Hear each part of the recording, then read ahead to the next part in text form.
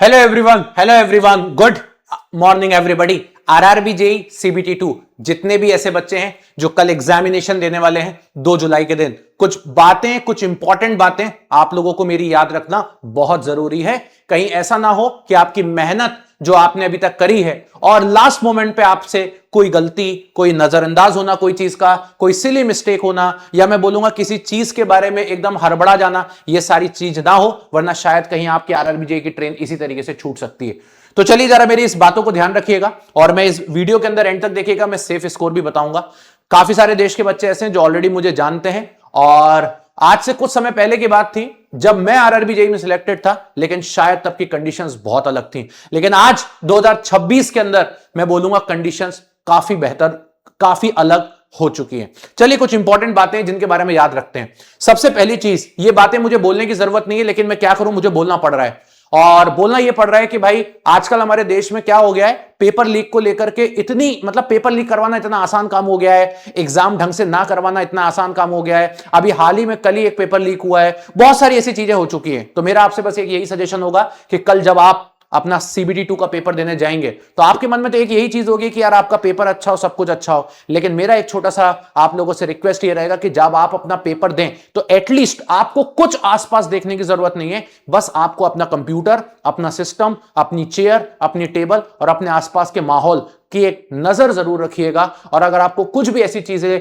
लगती हैं जो शायद आपको बॉदर कर रही हैं, आपके पेपर को बॉदर कर रही हैं, या कुछ आपको बोलना चाहिए मुझे कुछ अनअवॉइडेबल टाइप की चीजें लग रही हैं, तो जरूर वहां पे रहने वाले इन्विजिलेटर को उस चीज के बारे में तुरंत सूचित करें। अगर आप सूचित करोगे तो 4 लोग और बैठे रहेंगे, वो भी उस चीज को देखेंगे। और कुछ भी अगर आपको गलत लगता है तो जरूर बताएं, क्योंकि एट द एंड अगर आप वहां पर इन्विजिलेटर को कुछ चीजें इंफॉर्म नहीं करते हो तो इन्विजिलेटर को कोई दिक्कत नहीं होती, वो तो अपना काम करके चुपचाप चले जाएंगे। रही बात मेरी, मैं वहां अवेलेबल नहीं हूं। रही बात आपके पेरेंट्स की, वो भी वहां अवेलेबल नहीं है, आपका फोन भी वहां अवेलेबल नहीं है। वहां अवेलेबल हो तो सिर्फ आप, और आपके ऊपर अगर कोई है तो इन्विजिलेटर।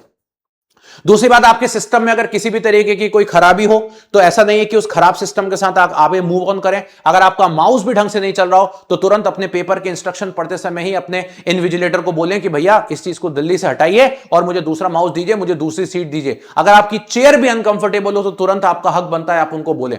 अगर आप अपने एग्जाम के पहले उनको बोल दोगे तो उनके पास भी एक सफिशिएंट टाइम में वो सारी चीजें करेंगे। एक बार पेपर चालू होने के बाद बहुत बार चीजें सुनना ना सुनना, इन्विजिलेटर का बाहर हो जाना, बाहर का अंदर होना, डिस्टर्बेंस आपका पूरा पेपर को खराब कर सकती है। ऐसी चीजें मैं इसलिए बोल रहा हूं क्योंकि ये सारी चीजें बहुत लंबे समय से बहुत बार बच्चे फेस कर लेते हैं। लेकिन बच्चा बहुत नादान होता है, बच्चा बहुत नासमझ होता है। वो सोचता है कि यार ठीक है, चलो जैसा हो रहा है, मेरी कमर दर्द हो रही है कुर्सी में, चलो मैं तो बैठ लेता हूं, माउस थोड़ा ऐसे से चल रहा है ना, चलो मैं तो चला लूंगा। आपको ये सब करने की जरूरत नहीं है। आपने एग्जाम फॉर्म की फीस भरी है, प्रॉपर तरीके से आपने सब कुछ किया है, रेलवे ने आपको सेंटर दिया है, रेलवे ने आपको जो जो बोला आपने सब करा है। अब आपका भी हक बनता है कि आपके साथ कुछ गलत नहीं होना चाहिए।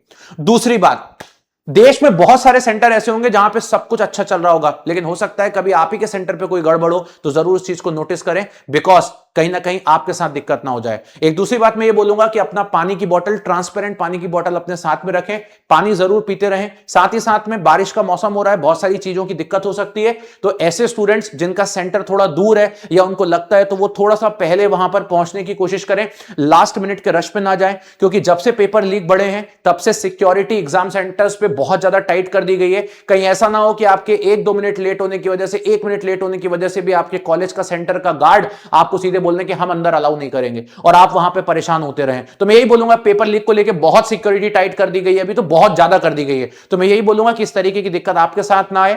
बहुत सारे एग्जाम का इंपैक्ट आपके एग्जाम पे भी पड़ सकता है। चौथी बात, टीसीएस बना रहा है पेपर, जो कि हमेशा से बना रहा है, और आरआरबी जेईई सीबीटी 2 का अगर आप पेपर देने जा रहे हैं तो एक सबसे इंपॉर्टेंट बात आपको याद ये रखना है, टेक्निकल का पेपर में 100 में से 75 सवाल आपके आसान होंगे। आसान का मतलब ये होगा कि अगर आपने पढ़ा है, अच्छे से मेहनत करी, मैं आपको बोल रहा हूं आप जेन्युइनली बना के आ जाओगे, आपको कोई नहीं रोक सकता। लेकिन उन 75 सवालों को आपको ढूंढना पड़ेगा, वो एक साथ नहीं होंगे। हो सकता है पहला हो, फिर छठवा हो, फिर नवा हो, फिर 12वां हो सकता है, या हो सकता है 75 में से लास्ट 25 पूरे आसान हो। तो पहले शुरू के आधे घंटे में ना पूरा पेपर गो थ्रू करो टेक्निकल का, उसमें से कोशिश करो कि ये सारे वन लाइनर सवाल एक ही बार में आप लोगों से बन जाए और आप बेहतर तरीके से 60-70 क्वेश्चन आपके आराम से कर लें। उसके बाद नॉन टेक की भी अगर मैं बात करता हूं तो नॉन टेक्निकल में भी कम से कम 20 सवाल ऐसे ही होते हैं जो सीधे देखते से ही बन जाएंगे। 95 नंबर का पेपर आपका आरआरबी जेईई का सिंपल आएगा। अब आती है इसके बाद की कहानी। 20 नंबर का पेपर आरआरबी का आपका ऐसा आएगा जो आपको पूरा जुझवा देगा पेपर के अंदर और वो आपको बोलेगा कि मैं तो नंबर नहीं दूंगा। पूरे 150 में से 20 नंबर ऐसे होंगे, उसमें से टेक्निकल के 8-9 सवाल होंगे, बाकी 10-12 सवाल नॉन टेक के होंगे। ये आपको रुला देंगे, बोलेंगे हम नंबर नहीं देंगे। अगर आप करके भी आओगे तो गलत करवाने की कोशिश करेंगे। इसलिए ऐसे 20 सवाल को हमें उतना ज्यादा टारगेट नहीं करना है। हमसे अगर उसमें से कुछ ना भी बने तो हमें कोई फर्क नहीं पड़ता। अब आता है बीच का मार्जिन। ये 100 मार्क्स से लेकर के 130 मार्क्स, मतलब 30 से 35 सवाल। ये 30 से 35 सवाल आपके टेक्निकल नॉन टेक्निकल के मिक्स होकर के आते हैं और यही आपका रिजल्ट बनाते हैं। इस वाले पार्ट को थोड़ा केयरफुली करिएगा, थोड़ा ध्यान से करिएगा, इसमें सिली मिस्टेक कम करिएगा, क्योंकि अगर जिस बच्चे ने इसमें सिली मिस्टेक कर दी उसका स्कोर 100 या 102 के आसपास रह जाता है। जिस बच्चे ने इसमें सिली मिस्टेक नहीं करी, जो भी बच्चा ऐसा है जिसने इसके अंदर सिली मिस्टेक नहीं करी, अच्छे से टाइम देकर के करा, वो बच्चा 120 125 तक पहुंच जाता है और जिसने बहुत अच्छा करा है वो 128 129 तक पहुंच जाता है। और यही आपका सबसे बड़ा सिलेक्शन फैक्टर है। आप आरआरबी जेईई सीबीटी 2 देने जा रहे हो, मतलब आप ये मान के चलो कि 90 नंबर, 95 नंबर, 90 95 ये तो सबसे ही बनने हैं, सब कर लेंगे। और 130 के ऊपर भी कोई इतनी आसानी से नहीं जा रहा। जो मार्जिन है बीच का है, इसमें आपको स्कोर करना है और इस मार्जिन को बहुत केयरफुली करिएगा, बहुत आराम से करिएगा, ये आपको अच्छा स्कोर देके जाएगा। ये कुछ टिप्स हैं जो मैं हमेशा अपने स्टूडेंट्स को देता हूं और यही वो टिप्स होती हैं जिससे एक बच्चा सिलेक्ट होता है। अपना ध्यान रखिए, थोड़ा खाने का ध्यान रखिए। और आपको याद होगा, अगर इलेक्ट्रिकल की मैं बात करता हूं तो मैंने रात्रि जगराता आप लोगों का पूरा डिटेल में आपको करवाया। 17 जून से लेकर के मैंने 30 जून तक लगातार सारे सब्जेक्ट्स आपको रिवाइज कराएं। पहले तो ओपन चैलेंज के साथ बोलता हूं, उसके बाहर पेपर में कुछ भी नहीं आएगा। जब आप पेपर देके आओगे तो मैं खुद आपको बताऊंगा।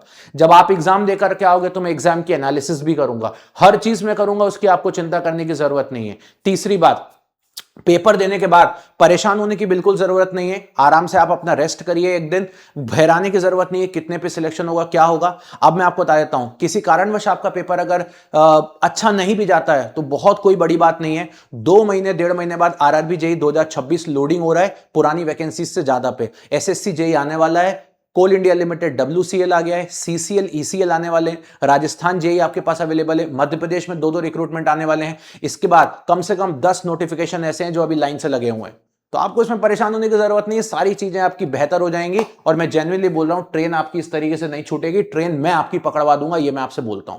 बस आपको करना ये, कल शांतिपूर्वक पेपर दीजिए, अपना टारगेट रखिए। वैसे तो मैंने वीडियो में बता दिया सेफ स्कोर कितना है। सेफ स्कोर आप कोशिश करिए, टारगेट करिए कि यार मैं कैसे भी करके 125 तक तो पेपर में फोड़ के आ जाऊं, ये टारगेट लेकर के चलिए अपना। बाकी की चीजें फिर भगवान पे छोड़ दीजिए। मेहनत करी होगी, भगवान का, आपके पेरेंट्स का, मेरा, हम सबका आशीर्वाद आपके साथ ही रहेगा। मैं खुद भगवान से प्रे करता हूं कि इन सभी बच्चों की जल्दी से जल्दी एक बेहतर जॉब लग जाए, बेहतर तरीके से ये सिलेक्ट हो जाए।